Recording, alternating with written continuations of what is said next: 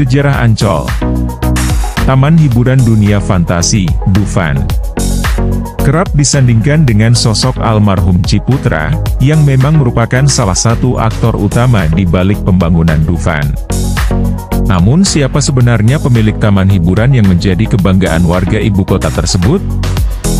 Dunia Fantasi dan Kawasan Ancol dimiliki oleh PT Pembangunan Jaya Ancol Tbk, PJA, perusahaan patungan yang didirikan pemerintah Provinsi DKI Jakarta dan Ciputra Group melalui PT Pembangunan Jaya. PT Pembangunan Jaya yang merupakan perusahaan milik Ciputra didirikan pada tanggal 3 September 1961, sebagai tindak lanjut amanah Presiden pertama Republik Indonesia Soekarno kepada Gubernur Jakarta saat itu, Sumarno, untuk melakukan revitalisasi kota Jakarta.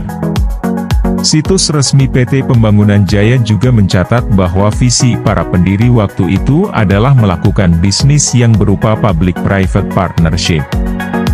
Ketika diberi kepercayaan oleh mantan Gubernur DKI Jakarta, Ali Sadikin, untuk membangun kawasan Ancol, Ciputra dan Pemprov DKI mendirikan perusahaan patungan bernama PT Pembangunan Jaya Ancol yang kemudian menjadi perusahaan publik pada 2004.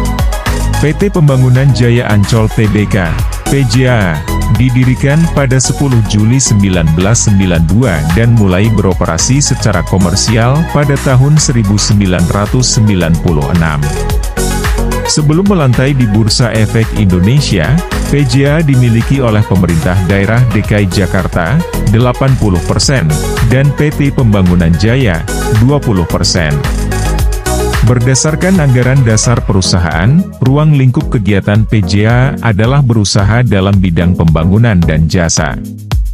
Kegiatan utama Jaya Ancol yang dijalankan saat ini adalah berusaha dalam bidang real estate, yaitu pembangunan, penjualan dan penyewaan bangunan dan penjualan tanah kapling, Marina Coast Royal Residence, Marina Coast The Green, Marina Coast The Bukit, The Cove, Apartemen Northland, Jaya Ancol Saffron, Coasta Villa, Putri Duyung Ancol, Townhouse Puri Marina Ancol dan Pulau Bidadari, kawasan pariwisata, rekreasi, yaitu mengelola taman dan pantai, dunia fantasi, Dufan, Atlantis Water Adventure, Ocean Dream Samudra, Ocean Eco Park, Pasar Seni, dan Dermaga.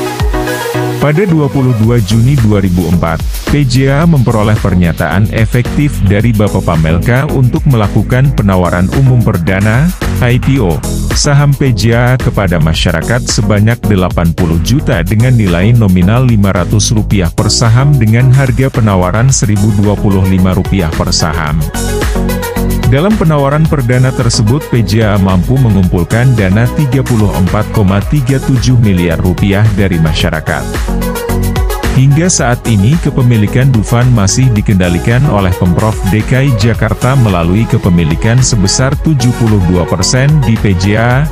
PT Pembangunan Jaya juga merupakan pengendali dan masih memegang saham PJA sebesar 18,01%. Sedangkan sisanya dimiliki oleh investor lain sebesar 9,99%. Mengutip data definitif, termasuk dalam investor lain tersebut adalah Trisna Mulyadi yang merupakan komisaris perusahaan dengan kepemilikan 1,71% saham di PJA. Selanjutnya terdapat dana pensiun Wali Gereja Indonesia sebesar 0,63%, pengelola dana abadi Norwegia yakni Norges Bank Investment Management, NBIM, sebesar 0,58%.